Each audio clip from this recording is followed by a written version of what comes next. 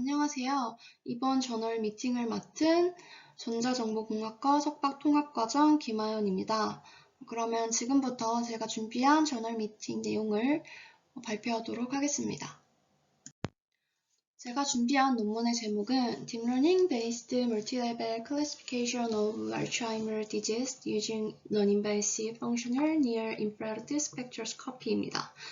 해당 논문 같은 경우는 Frontiers in Aging Neuroscience에 게재가 되었고 해당 저널의 임팩트 팩터는 5.702이고 Geriatrics, Gerontology, 그리고 뉴로사이언스 분야에서 각각 Q2에 해당한다고 합니다. 해당 논문 같은 경우는 알츠하이머 진단과 관련된 논문인데요. 현재 초기 알츠하이머 진단을 위해서 FNIRS라는 이 시그널이 널리 사용이 되고 있다고 합니다. 그래서 이제 본 논문에서도 이 알츠하이머 증상에 따라서 이 FNIRS를 사용을 하여 딥러닝 모델의 성능을 검증하는 것을 목표로 하고 있다고 합니다.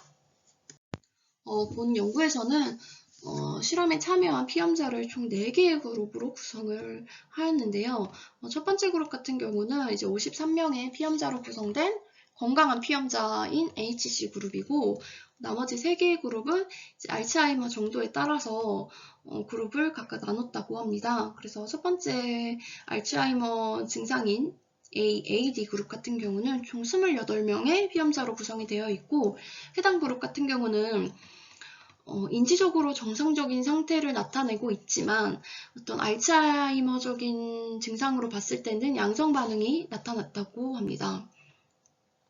그리고 이 PAD 그룹 같은 경우는 50명의 피험자로 구성이 되어 있고, 해당 그룹은 이제 단기 기억력 결핍이라던가 아니면 과민성을 나타낸다던가 하는 등 가벼운 뇌 기능 장애 증상을 나타내고 있는 환자들로 구성이 되었다고 합니다. 그리고 마지막 그룹인 이 ADD 그룹 같은 경우는 총 9명의 피험자로 구성이 되어 있고, 일상생활에서 심각한 영향을 미치는 기억력이라든가 인지, 그 다음에 사회적인 능력이 약화된 그룹으로 실제로 치매 증상이 뚜렷하게 보이는 환자들이라고 생각을 하시면 될 것 같습니다. 그래서 해당 피험자들을 대상으로 총 3가지의 태스크를 채택을 해서 패러다임을 구성을 했는데요. 그 3개의 태스크는 첫 번째 오드볼 태스크, 그 다음에 두 번째 원백 태스크, 마지막으로 발벌 태스크로 채택을 했다고 합니다. 그래서 이 오드볼 태스크 같은 경우는 이제 인지와 관련된 능력을 평가할 수 있는 테스트고, 그 다음에 원백 태스크 같은 경우는 이제 기억력과 관련된 테스트라고 생각을 하시면 될 것 같고, 이제 발벌 태스크는 언어의 능력을 평가할 수 있는 태스크라고 생각을 하시면 될 것 같습니다. 그래서 해당 태스크를 사용을 해서 구성된 패러다임은 오른쪽 그림에 잘 제시를 하고 있는데요.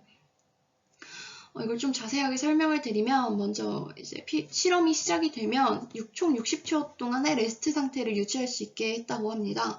그리고 그 레스팅 상태가 끝나면 바로 오드볼 태스크가 진행이 됐는데요. 이 오드볼 태스크는 이제 2개의 트라이얼로 구성이 되어 있는데, 각 트라이얼별로 5분 동안 진행이 됐다고 합니다. 그래서 이 각 트라이얼에서는 30초간의 레스트, 그 다음에 240초 동안의 태스크, 그 다음에 30초 동안 레스트 상태를 구성하도록 설계를 하였고요. 이 태스크가 진행되는 동안에는 파란색과 노란색이 이제 랜덤하게 화면에 제시가 되는데요. 이제 노란색 같은 경우는 파란색보다 나오는 빈도수가 현저하게 적었다고 합니다. 그래서 이 노란색이 화면에 제시가 될 때는 피험자들이 제로 버튼을 누를 수 있게 지시를 내렸다고 합니다. 그리고 이제 두 번의 트라이얼로 구성된 오드볼 태스크가 끝나게 되면은 이제 원백 태스크가 바로 진행이 되는데요. 해당 태스크도, 그러니까 원백 태스크도 오드볼과 동일하게 2개의 트라이얼로 구성되어 있고, 각 트라이얼은 5분 동안 진행이 됐다고 합니다. 그래서 이 원백 태스크가 진행이 되고 있는 원백 태스크 같은 경우는 이제 1부터 3까지 랜덤하게 화면에 나타내어 있는데요.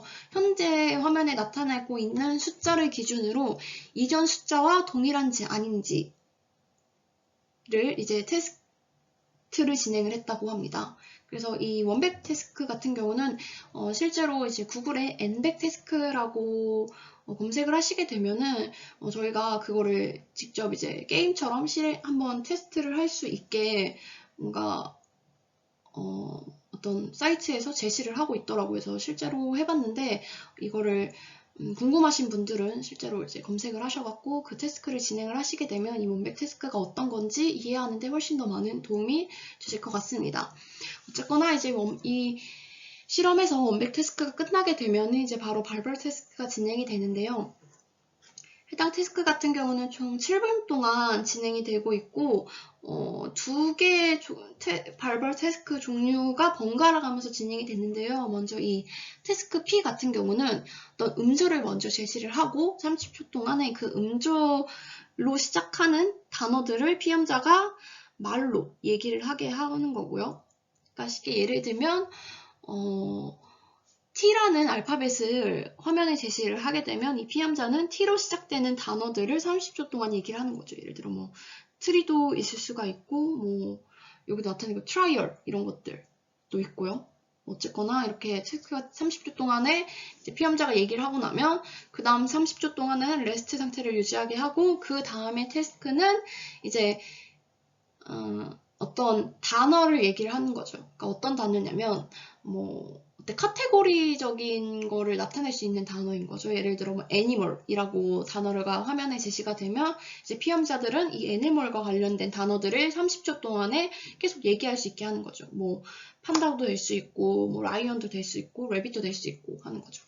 그래서 총 이 패러다임 같은 경우는 총 30초 동안에 진행이 되었다고 보시면 될 것 같습니다.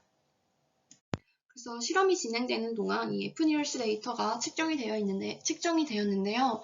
이 Fnews 같은 경우는 총 6개의 채널을 통해서 데이터를 측정을 했고, 그 다음에 8Hz의 샘플링 데이터로 1초 동안에 8개의 데이터가 수집이 됐다고 합니다.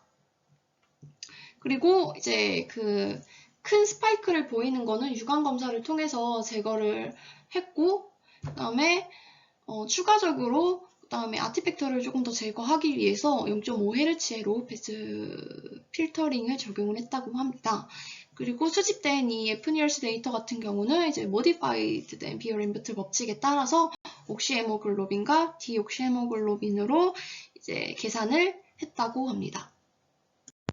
다음으로는 결과에 대해서 설명을 드리도록 하겠습니다. 첫 번째 결과 같은 경우는 오른쪽 그래프를 통해 제시를 하고 있는데요. 오른쪽 그래프가 나타내고 있는 거는 이제 각 그룹 간의 각 태스크별로 이제 옥시헤모글로빈의 농도를 박스플롯으로 나타낸 그래프입니다. 근데 이 박스플롯 같은 경우는 따로 이제 그러니까 평균값에 대해서 제시를 하지 않기 때문에 해당 논문에서는 이제 빨간색 덧으로 평균값을 나타내고 있습니다. 먼저 보시면은 이제 헬시 컨트롤 그룹들만 한번 살펴보면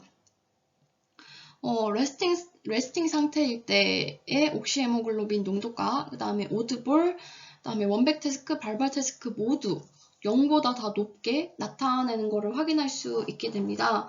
그래서 이거를 통해서 알 수 있는 거는 이 HC 그룹이 이 알츠하이머 증상이 있는 다른 3개의 그룹에 비해 더 높은 혈류 역학적인 활성화를 나타내는 거라고 합니다. 그래서 이 결과를 통해서 이 HC 그룹이 다른 3개의 그룹에 비해 모든 두뇌 능력 작업을 수행했을 때 반응이 가장 높고 어려움이 없었다라는 결과를 도출할 수 있다고 합니다. 그리고 두 번째로 이제 볼 수 있는 거는 이 PAD 그룹입니다. 이 PAD 그룹 같은 경우는 레스팅 상태와 오드볼 태스크를 진행했을 때, 그 다음에 원백 태스크를 진행을 했을 때에 그 LC 컨트롤 그룹과 AAD 그룹에 비해 PAD 그룹의 평균값이 조금이라도 다 낮게 측정이 되어 있는 걸 확인할 수 있는데요. 이를 통해서 이제 이 PAD 환자가 이 레스팅 상태나 인지 능력을 평가하는 오드볼 태스크를 진행을 했을 때랑 그다음에 기억력 테스트를 진행을 하는 이 원백 태스크를 진행을 했을 때 그 두 그룹, HC랑 AD 그룹에 비해 혈류 역학적인 반응 활성화가 더 낮게 나타나는 것을 확인할 수 있었다고 합니다. 그리고 추가적으로 이제 이 원백 태스크를 보면은 혈식 컨트롤을 포함해서 이제 알츠하이머 증상이 더 높으면 높을수록 이 옥시헤모글로빈 농도가 더 낮게, 그러니까 혈류 역학적인 반응이 더 낮게 나타내는 거를 이 그래프를 통해 확인을 할 수 있는데요. 그 알츠하이머라는 증상 자체가 이 기억력과 밀접한 관련이 있기 때문에 이 원백 태스크에서 이러한 결과들이 더 뚜렷하게 나타나는 게 아닌가, 이러한 상관관계를 보이는 게 아닌가라는 결론을 도출을 했다고 합니다. 그리고 다음 결과 같은 경우는 이제 머신러닝과 딥러닝 모델을 사용을 했을 때 분류 성능, 이 푸니얼스 데이터를 사용했을 때 분류 성능을 나타낸 건데요. 처음에 언급을 했듯이 해당 논문의 목표가 FNIRS를 사용을 해서 이제 알츠하이머의 증상별로 얼마나 이 딥러닝의 모델 성능이 좋은지 그거를 검증하기 위한 걸 목표로 삼고 있다고 했는데요. 그 결과가 바로 이제 화면에 제시되어 있는 표로 나타내고 있다고 보시면 될 것 같습니다. 그래서 이제 그 아래에 있는 거는 모델, 그러니까 클래시파이어이고요. 이제 그 클래시파이어를 사용된 퓨처라고 보기는 그렇고 인풋 데이터를 살펴보면은 이제 HBO라는 옥시헤모글로빈, 그 다음에 HBR이라고 하는 디옥시헤모글로빈, 그 다음에 THB라고 하는 토탈 헤모글로빈. 그러니까 옥시헤모글로빈과 디옥시헤모글로빈으로 나누지 않고 그냥 토탈한 헤모글로빈이라고 보시면 될 것 같고, 각각 3개를 인풋 데이터로 사용을 해서 모델의 성능을 평가를 했는데요. 해당 모델을 사용을 해서 이제 그 그룹을 4개로 나뉘었잖아요. 그래서 이 4개 그룹으로 클래스를 나누는, 이게 4클래스? 그러니까 멀티클래스 클래시피케이션을 진행을 했다고 보시면 될 것 같고, 그 다음에 사실 이제 이 논문의 목표 같은 경우는 딥러닝의 성능을 검증하기 위한 것이긴 하지만, 그 다음에 베이스라인으로 머신러닝도 사용을 해서 어느 정도의 성능 차이를 보이는지까지 제시를 하고 있는 그래프라고 보시면 될 것 같습니다. 그래서 보시면 이 머신러닝 같은 경우는 이제 앙상블 모델을 사용을 했을 때 가장 높은 분류 성능을 보이는 걸 확인할 수 있었고, 이 해당 논문에서 제시하고 있는 딥러닝 모델이 이제 원디멘전 CNN과 LSTM, GRU, 그 다음에 CNN과 LSTM을 결합한 모델. 이제 이 4가지를 프로포즈 모델로 이제 그러니까 제시하고 있는 모델이라고 하는데요. 이 4개의 모델 중심적으로 보시면은 이 CNN과 LSTM을 결합한 모델에서 가장 높은 분류 성능을 보이는 걸 확인할 수 있었습니다. 그래서 해당 결과를 통해서 이 알츠하이머 증상별로 이 딥러닝 모델을 사용을 했을 때 충분히 이제 나쁘지 않은 성능을 보인다라는 결론에 도달을 할 수 있게 된다고 보시면 될 것 같습니다. 그래서 이제 마무리로 결론에 대해서 간략하게 조금 요약을 해보자면, 이 FNIRS 신호를 사용을 했을 때 딥러닝 모델에서 멀티클래스 클래시피케이션에 충분히 괜찮은 분류 성능을 보였다라는 것과, 그 데이터의 인밸런스에 문제가 있었음에도 이 딥러닝 모델이 머신러닝에 비해 조금 더 잘 학습해서 분류를 했다 라는 결론으로 이렇게 요약을 해볼 수 있을 것 같습니다.